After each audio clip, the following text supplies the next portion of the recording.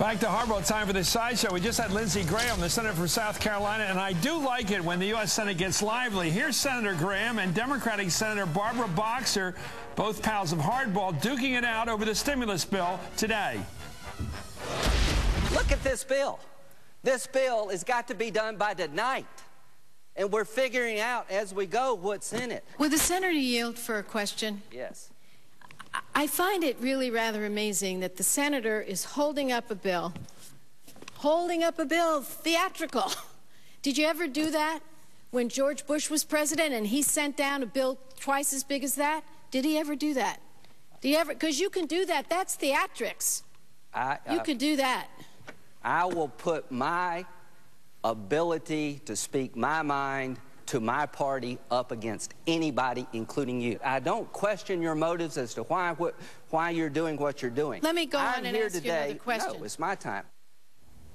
I don't know, that might have been out of order in the House. Who knows? Anyway, speaking of Hardball, I love it when headline writers speak of Hardball. Today's Washington Post headline of an E.J. Dion column, time to play Hardball. On the cover of today's Wall Street Journal, in Merle deal, U.S. played Hardball. How's that for show promotion? Next up, dressing down the dress down.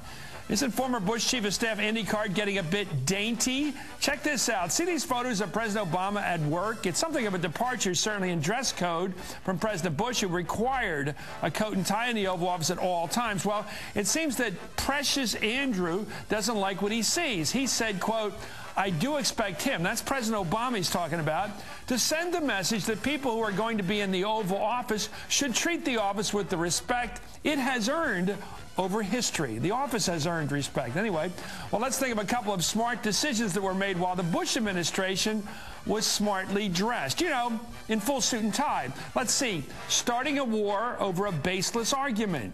Bringing a government in surplus into adding more national debt than all the previous presidents put together. Oh, yeah. Letting an economic boom under Clinton become an economic catastrophe. If that's dressing for success, I'd prefer shirt sleeves. Anyway, now for the big number. Who would have thought just a couple weeks into office, President Obama is having trouble connecting with the American people on this stimulus package? Catch this nasty little number. According to statistician Nate Silver of 538.com, he's the guy who picked the popular vote spread last November, by the way, right on the nose. The word pork appears in current articles in the newspapers about the stimulus 4 times more than it did a couple weeks ago. 4 times more. Talk about losing the message. Pork is now being used to describe the stimulus 4 times more than it was a couple weeks ago, and that's bad news for the sales job here.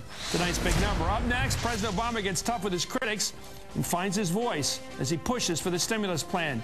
It's coming up for a vote tonight, it looks like. Will it help? Watching Hardball, only on MSNBC.